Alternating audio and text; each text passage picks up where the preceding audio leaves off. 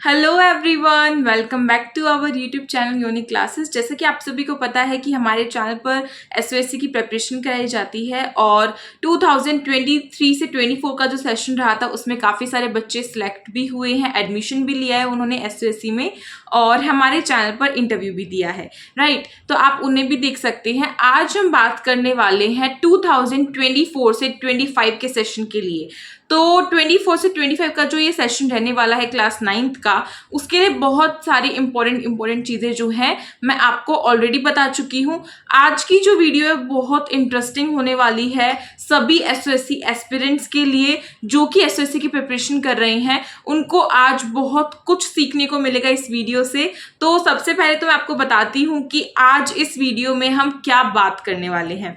तो आपका जो एसओएससी है, एसओएससी को लेकर मैंने बहुत कुछ बताया है। आज मैं आपको ये बताने वाली हूँ कि आपको अपनी एसओएससी की जो प्रिपरेशन है वो कैसे स्टार्ट करनी है। ओके, एसओएससी की प्रिपरेशन हम कहाँ से स्टार्ट करें, कैसे स्टार्ट करें। अगर किसी बच्चे ने अभी तक कुछ नहीं पढ़ा है, क्योंकि अभी आपका समर वेकेशन चल रहा है, तो मेरे ख्याल से नहीं पढ़ा होगा। काफ़ी बच्चों ने थोड़ा बहुत कर दिया होगा स्टार्ट, काफ़ी ने बिल्कुल नहीं किया होगा और काफ़ी ने ऐसा होगा कि काफ़ी कर लिया होगा। तो आज तीनों जो बच्चे हैं, तीनों टाइप के जो स्टूडेंट्स हैं, उनके लिए वीडियो काफ़ी ज़्यादा हेल्पफुल रहने वाली है।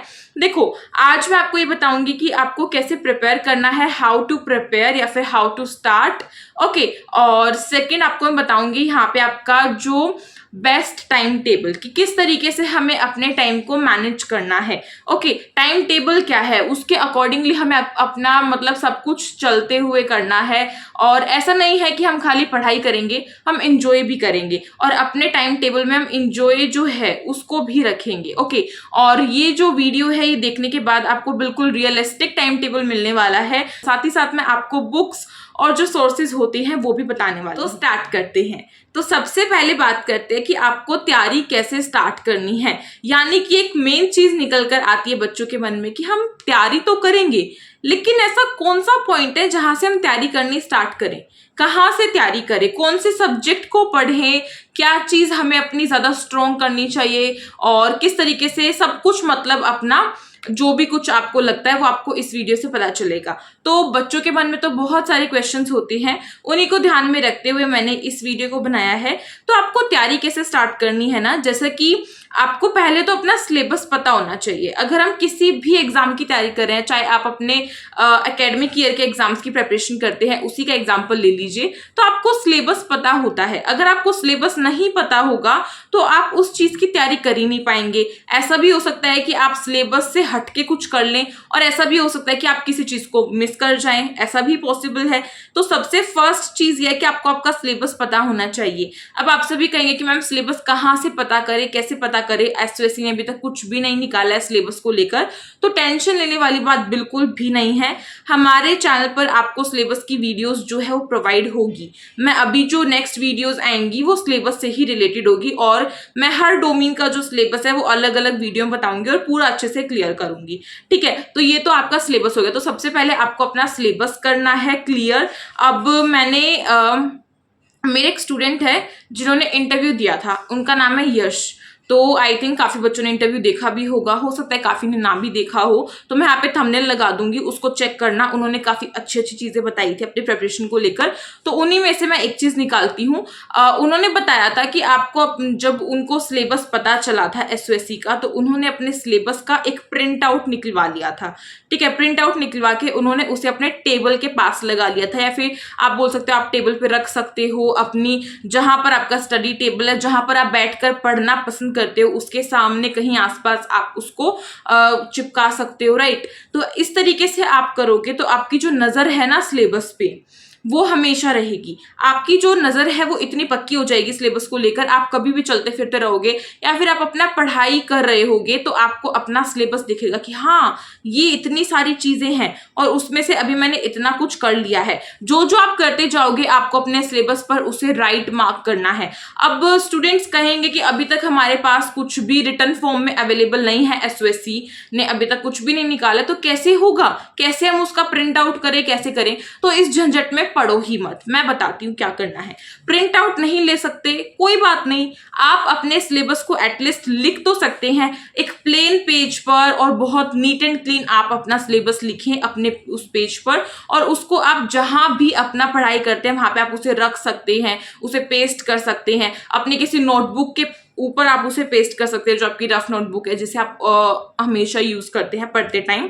ठीक है, इस तरीके से करोगे तो बहुत सही चीज रहेगी। क्यों? क्योंकि जब हम कहीं से मतलब हम कुछ भी प्रिपेयर करना स्टार्ट कर रहे हैं और उसको लेकर अगर हम अपने सिलेबस को लेकर बहुत ज्यादा अच्छे से मतलब हम सिंसियर हैं, हम उस सिलेबस को देखते हैं, तो हमारे मन में कुछ कुछ जो चीजें हैं वो आती रहती हैं कि हाँ मैंने ये चीज नहीं की, मैंने वो चीज नहीं की, मैंने इतना कर लिया है, अभी मेरे पास इतना कम टाइम है, मैं कैसे करूंगा। तो ये चीज आपके मन में होना चाहिए। ओके, इस चीज को आप फॉलो कर सकते हो। ठीक है, ये मैंने आपको यहाँ पे एक मैं कह सकती हूँ, मैं यहाँ पे आपको थोड़ी सी ट्रिक्स भी दे रही हूँ, ट्रिक्स भी शेयर कर रही हूँ। ओके, और नेक्स्ट अगर हम बात करें आपका, तो ऐसा होना चाहिए आप कभी भी पढ़ाई कर रहे हो, चाहे आप इतू सा अपना टॉपिक कवर कर रहे हो, उसमें भी आपको अपना टॉपिक इस तरीके से कवर करना चाहिए कि अगर आपसे कोई भी उससे रिलेटेड क्वेश्चन पूछ ले तो आप उसे ऐसे आंसर कर दो, मतलब बहुत अच्छे से आंसर करो। और आंसर आपका इतना अच्छा रेडी होना चाहिए जैसे कि आपको एक टीचर एक्सप्लेन कर रहा हो। जब आपसे कोई क्वेश्चन पूछता है तो आपका आंसर बहुत अच्छा होना चाहिए। इस तरीके का उस टाइम पे आपको ये मान के चलना होता है कि आप टीचर हैं और आप जिसको एक्सप्लेन कर रहे हैं वो आपके स्टूडेंट है। ओके, अब आप इसमें अपने छोटे भाई बहन या बड़े भाई बहन को ही ले सकते हैं, उनसे आप कुछ उनको दे सकते हो कि ये मेरे से सुन लो, इस तरीके से मेरे से इसमें से क्वेश्चंस पुट आउट कर लो ताकि आपकी रिवीजन हो सके। राइट, इस तरीके से करना। जब आपको सिलेबस पता चलता है और आप इन ट्रिक्स को फॉलो करते हो तो आपको धीरे धीरे करके क्या करना है, अपने जितने भी आपके टॉपिक्स है, जितने भी आपके चैप्टर्स है, उनको कवर करते हुए चलना है। तो आपको अपने टॉपिक से हटकर भी कुछ देखने को मिलता है, जैसे कि एसएसटी में होता है, तो वो चीज आपको सिलेबस जब मैं बताऊंगी तब आपको पूरा एक्सप्लेन करूंगी, तो इन चीजों को भी आपको कवर करना है। और जब से आपको अपना सिलेबस पता चलता है तभी से अपनी पढ़ाई स्टार्ट करनी है।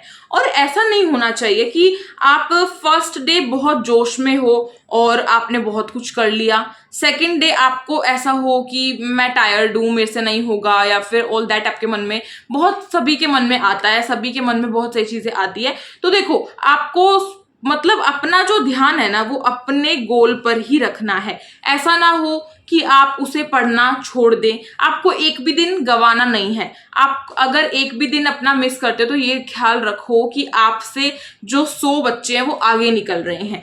क्यों? क्योंकि देखो, आपने देखा होगा कि जो एसओएससी है उसमें पिछले साल कितने सारे बच्चों ने फॉर्म फिल किया था और कितना ज्यादा हाई फाई कंपटीशन रहा था।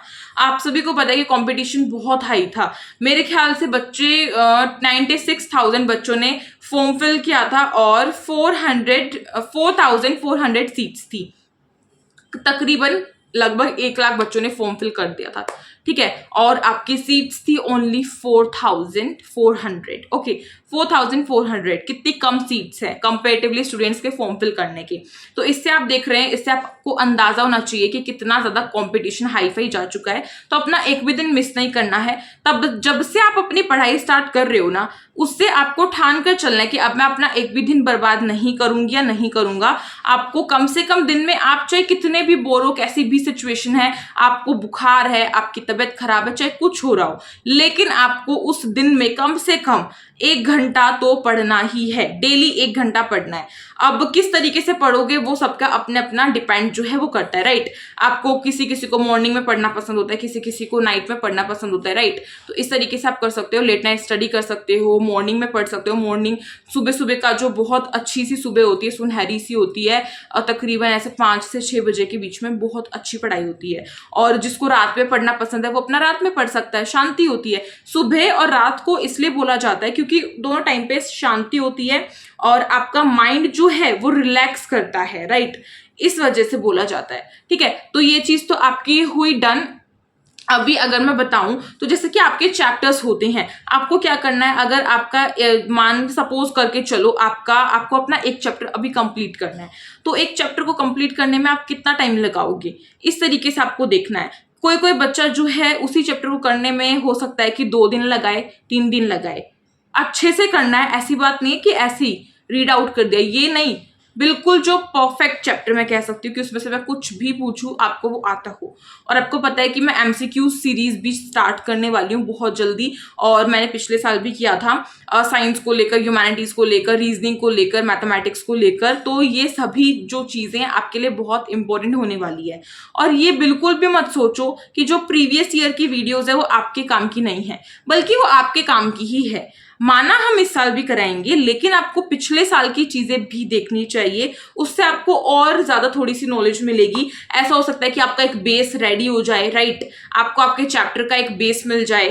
तो आपको अपना चैप्टर कैसे करना है, अगर आपको मन में ये क्वेश्चन आता है कि मैं अपने चैप्टर को कैसे करूं, अगर आपको चैप्टर समझ में नहीं आता तो वो आप यूट्यूब से समझ सकते हो। मैंने बहुत सारे साइंस के चैप्टर्स के एक्सप्लेनेशन की वीडियोस ऑलरेडी डाली हुई है, और उन सबकी लिंक मैं डिस्क्रिप्शन बॉक्स में डाल दूंगी, वहां से जाके ले लेना उसे।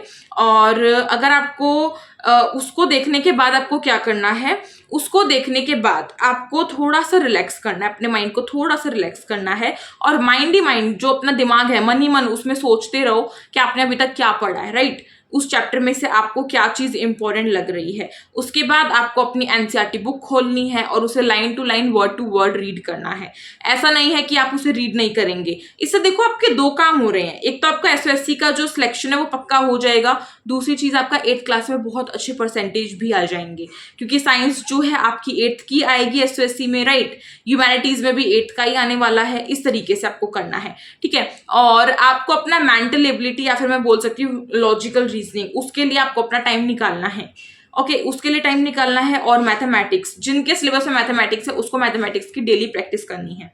इस तरीके से आपको अपना जो प्रिपरेशन है वो स्टार्ट करनी है। अपना जब से आपको सिलेबस पता चल रहा है तभी से अपनी प्रिपरेशन करनी स्टार्ट कर दो, और चैप्टर्स को इस तरीके से करो, जब आपने उस चैप्टर को रीड कर लिया, उसको समझ लिया, उसके बाद आपको उसके एमसीक्यूज करने की जो प्रैक्टिस है वो करनी है, क्वेश्चंस निकालने हैं, क्वेश्चंस लगाओ 10 मिनट में, मानो आपको 20-30 क्वेश्चंस जो एमसीक्यूज वो सोल्व करने हैं।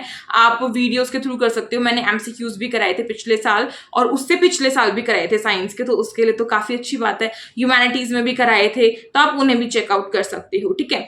अब ये चीज तो आपकी क्लियर होगी कि आपको किस तरीके से प्रिपरेशन अपनी स्टार्ट करनी है। और प्रिपरेशन स्टार्ट करने के लिए ना कुछ नहीं चाहिए होता है, बस सिलेबस चाहिए आपको, आपके जो एनसीईआरटी बुक है वो चाहिए, दैट्स इट। आप अपना जो अपना प्रिपरेशन है उसको स्टार्ट कर सकते हो।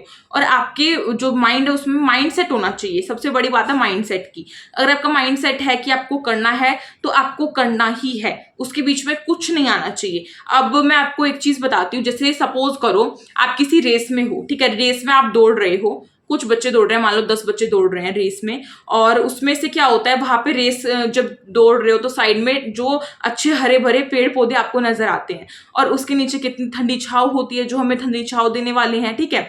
और जब आप रेस के ट्रैक पे हो तो आपको बहुत तेज धूप लग रही है, तो उस टाइम पे कुछ बच्चे क्या करेंगे, पेड़ के नीचे बैठ जाएंगे। जो बच्चे पेड़ के नीचे बैठ जाएंगे उनका क्या होगा, उनकी रेस जीतना तो दूर की बात है, उनका जो रेस है वो कंप्लीट भी नहीं होगी। तो पेड़ के नीचे नहीं बैठना है। दैट मीन्स पेड़ यहाँ पर क्या है, आपके आसपास के जितने डिस्ट्रैक्शंस है, आपका मोबाइल फोन हो गया, आपका टीवी हो गया, आपका कुछ भी, मतलब लगा लो गेम खेलने का शौक होता है, किसी को बाहर खेलने का शौक होता है, तो ये जो चीजें हैं इनको थोड़ा साइड करके अपनी पढ़ाई पर फोकस करना है। ओके, आपको अपने डिस्ट्रैक्शन से दूर रहना है। जो बच्चा कड़ी धूप में दौड़ रहा है रेस में, और वही दौड़ता ही चला जा रहा है, वो आसपास के पेड़ पौधों को इग्नोर कर रहा है, ठंडी ठंडी छाव को इग्नोर कर रहा है, तो क्या होगा, अंत में वो रेस को जीत जाएगा। और जो बच्चा पेड़ के नीचे बैठ गया वो रेस को पूरी भी नहीं कर पाएगा। तो आपको यही अपने दिमाग में सोचना है, ठीक है। तो इसी तरीके से आपको अपना एक माइंड सेट रखना है, अपना एक गोल रखना है। फिलहाल अभी तो आपका गोल क्या है,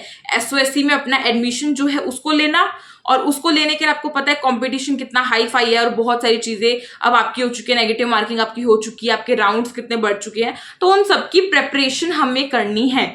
और आप ये ना सोचे कभी भी कि आपके पास बहुत टाइम है। जब आप ये सोचेंगे ना कि आपके पास बहुत टाइम है, तो टाइम ऐसे चला जाएगा, जैसे रेत होती है ना, मुट्ठी में से रेत की तरह फिसल जाएगा टाइम। तो टाइम को बहुत प्रीशियस है आपका टाइम। आपका टाइम बहुत प्रीशियस है, इसको बहुत संभाल कर इस्तेमाल करना है, यूटिलाइज करना है, वेस्ट बिल्कुल भी नहीं करना है। ना ही किसी अदर चीज पर, जैसे कि आप, काफी बच्चे होते हैं यूट्यूब खोलते हैं, यूट्यूब खोलने के बाद पढ़ाई करने के लिए खोलते हैं, लेकिन खोलने के बाद ऐसा होता है मन करता है कि कुछ और चला लें, और स्क्रॉल करते करते हमारा फेवरेट कंटेंट आ जाता है, फिर उसे देखने लग जाते हैं, तो वो टाइम वेस्ट है। आप किसी की लाइफ में जुड़े हुए हो, किसी का कुछ देख रहे हो, अलग अलग चीजें देख रहे हो, वो थोड़ी टाइम के लिए अच्छा होता है, लेकिन अगर आप पूरे टाइम, अपना पूरा टाइम आप यूट्यूब में फालतू की चीजें देखने में लगा रहे हो जो आपके काम की बिल्कुल भी नहीं है, दैट मीन्स आप अपना टाइम वेस्ट कर रहे हो, उससे आपको कुछ नहीं मिल रहा है, उससे ना तो आपको कुछ सीखने को मिल रहा है, राइट। तो आपको अपना टाइम जो है उसे बहुत अच्छी तरीके से यूटिलाइज करना है। अब बात करते हैं आपकी सेकेंड चीज, बेस्ट टाइम टेबल के बारे में। टाइम टेबल को लेकर बच्चों को बहुत ऐसा होता है कि हमें टाइम टेबल बता दो, कोई ऐसा टाइम टेबल बताओ जो हमसे फॉलो हो जाए। तो मैं कभी भी बच्चों को, मैंने पिछले साल भी बनाया था एक टाइम टेबल को लेकर वीडियो, तो मैं कभी भी बच्चों को ये नहीं कहती कि टाइम टेबल ऐसा हो जिसमें कि आप सुबह 9 बजे उठ रहे हो या फिर 8 बजे उठ रहे हो, स्कूल जा रहे हो, स्कूल में आपने ये किया वो किया, ये सारी चीजें मैं कभी नहीं बताती। क्यों? क्योंकि ये जो टाइम टेबल होता है ये फेक टाइम टेबल होता है। ये किसी से भी, आपसे, मैं आपसे क्या, मैं अपने आप से एक्सपेक्ट नहीं कर सकती कि मैं इस टाइम टेबल को फॉलो कर लूं, क्योंकि आपका टाइम अलग होगा, मेरा टाइम अलग होगा, कोई हमारा टाइम कैसे डिसाइड कर सकता है, राइट। तो मैं यहाँ पे टाइम टेबल बिल्कुल रियलिस्टिक बताऊंगी, जिसमें कि मैं आपको ऐसे नहीं बताऊंगी कि इस टाइम पे खाना है, इस टाइम पे उठना है, इस टाइम पे सोना है, इस टाइम पे आपको बाहर खेलने जाना है, इस टाइम पे आपको पढ़ना है, ये सारी चीजें नहीं, ये तो आपको खुद मैनेज करना है। टाइम टेबल ऐसा होना चाहिए जो आप फॉलो कर सके, ठीक है। ऐसा टाइम टेबल बनाओ कभी भी जो फॉलो हो सके, ऐसा टाइम टेबल नहीं जो 2 दिन के लिए चले और फिर आप उससे बोर हो जाओ। टाइम टेबल ऐसा हो जो आपका, आपके गोल को अचीव करने तक वो आपका चलता रहे, ठीक है। कैसे? अब टाइम टेबल के अंदर अगर हम बात करें तो आपका टाइम टेबल रियलिस्टिक बताने वाली हूँ। जैसे कि अब हम स्टेम लगा के चल लेते हैं कि स्टेम का सिलेबस में साइंस आता है, मैथ्स आता है और लॉजिकल रीजनिंग आता है। तो कुछ बच्चे तो साइंस में काफी स्ट्रोंग होंगे, कुछ बच्चे साइंस में वीक होंगे, कुछ बच्चे मैथ्स में काफी स्ट्रोंग होंगे, तो कुछ बच्चे मैथ्स में काफी वीक होंगे, कुछ बच्चे लॉजिकल रीजनिंग को चुटकियों में कर लेते होंगे, तो कुछ बच्चों के लिए लॉजिकल रीजनिंग पहाड़ बन जाता होगा। ऐसा भी है ना, सबका माइंड अलग अलग होता है, राइट। तो उसको कैसे बैलेंस करें, हमें यहाँ पे अपने सब्जेक्ट को बैलेंस करना है। सबसे पहले तो आपको ये चीज पता होना चाहिए कि आपका स्ट्रॉन्ग पोर्शन कौन सा है और आपका वीक पोर्शन कौन सा है, राइट। आपका स्ट्रॉन्ग एरिया क्या है, आपका वीक एरिया क्या है। जब आपको ये चीजें पता चलेंगी तभी आप अपने टाइम टेबल को अच्छी तरीके से फॉलो कर सकते हो। जब आपको ये पता चलता है, आपको वीडियो को बंद करते ही अपना जो चीज है उसको एनालाइज करना स्टार्ट कर देना है कि मेरा स्ट्रॉन्ग एरिया क्या है। स्ट्रॉन्ग एरिया का मतलब क्या होता है? जिस चीज को आपको पढ़ने में मजा आता हो, इंटरेस्ट आता हो, अच्छे से आप उसको पढ़ सकते हो, और ऐसा हो कि आप उसको पढ़ते हैं तो आपको जल्दी से कवर हो जाता है, राइट। आपको जल्दी से समझ आ जाता है, जल्दी से याद हो जाता है। साथ ही साथ आपको उसको पढ़ते वक्त आपको ऐसा फील नहीं होता कि मेरे को ये नहीं पढ़ना, मेरे को वो नहीं पढ़ना, मैं इससे बोर हो रही हूँ। या फिर ऐसा भी होता है कि कभी कभी हम एक सब्जेक्ट को इतना डीप में पढ़ लेते हैं और दूसरी तरफ ध्यान नहीं देते, तो ये चीज भी नहीं करनी है, ठीक है। तो आपको अपना वीक एरिया और स्ट्रॉन्ग एरिया का पता लगाना है कि आप किस सब्जेक्ट में वीक और किस सब्जेक्ट में आप स्ट्रॉन्ग हो, और उसी को फिर लेकर आपको क्या करना है, जिस सब्जेक्ट में आप स्ट्रॉन्ग हो उसको आप टाइम दो, अच्छे से टाइम दो। साथ ही साथ जिसमें आप वीक हो उसको भी टाइम दो। आपके पास यहाँ पे 3 ही सब्जेक्ट है स्टेम में, और ह्यूमैनिटीज में भी 2 ही 3 सब्जेक्ट होते हैं, ऐसे ही AFPS में, ऐसे ही PVA में, ठीक है। तो उन सबको लेकर क्या करना है, आपको एक ऐसा टाइम टेबल बनाना है। जैसे कि आप ऐसे बना सकते हैं कि आपका वीक में 7 डेज होते हैं, Monday, Tuesday, Wednesday, Thursday, Friday और Saturday and Sunday, right. Sunday होता है, तो ये 7 आपके जो वीक में दिन होते हैं, इसमें आप ये बना सकते हो कि आप क्या करें, आप साइंस के लिए कोई एक डे बना लो, इस दिन मेरे को साइंस का इतना करना है और मैथ्स का इतना करना है, ठीक है। फिर अगले दिन आपको साइंस जो मैथ्स है उसके साथ मेंटल एबिलिटी का भी करना है। फिर उसके अगले दिन आप क्या कर सकते हो, फिर आप दोबारा से साइंस और मेंटल एबिलिटी उठा सकते हो, और फिर उसके अगले दिन आप मैथ्स और साइंस उठा सकते हो, इस तरीके से। और ऐसा मान के चलो जिसके पास मैथ्स है ना सिलेबस में, उसको मैथ्स अपना डेली करना है। चाहे आप उसमें अपना कॉन्सेप्ट करो, चाहे आप उसमें अपनी प्रैक्टिस करो, चाहे आप उसमें अपने क्वेश्चंस को सोल्व करो, कुछ भी करो, लेकिन आपको मैथ्स डेली करना है। मैथ्स को कम से कम 1 घंटा तो दो। पूरा दिन इतना बड़ा होता है, 24 घंटे होते हैं। 24 घंटे में से 12 घंटे मान लो आप अपना सब कुछ लगा लो, सोना, ठीक है, उसमें अपना सोना बैठना लगा लो, और आप अपने जो 8 घंटे हैं वो इस चीज में लगा लो कि आपकी अदर जो एक्टिविटीज होती है उसको दे दो, अपना उसमें इंजॉयमेंट का टाइम भी रख लो। लेकिन जो ये 4 घंटे बचे हैं, इसमें आपको अपना क्या करना है, पढ़ाई करनी है। पढ़ाई में भी आपको बहुत अच्छे से पढ़ाई करनी है। ऐसा नहीं कि आप ऊपरी ऊपरी तौर पर पढ़ रहे हो, अच्छे से पढ़ना है आपको। जो चीज आप पढ़ रहे हो आप अपने मन में बिठा के चलो कि वो चीज मुझे आज ही कवर करनी है। जितना मैंने पढ़ा है वो मुझे आज पूरे अच्छे तरीके से आ जाना चाहिए। ऐसी कोई गुंजाइश ना हो कि मैं अगले दिन इस टॉपिक को दोबारा उठा के बैठ जाऊं कि ये तो मुझे आया ही नहीं। और अगर ऐसा होता भी है तो इसमें कोई गलत बात नहीं है। कभी कभी ऐसे टॉपिक्स भी होते हैं जो कि एक दिन में या मैं कह सकती हूँ कि 1 घंटे में समझ में नहीं आते हैं, तो उसे दोबारा उठाओ, दोबारा से देखो सब कुछ।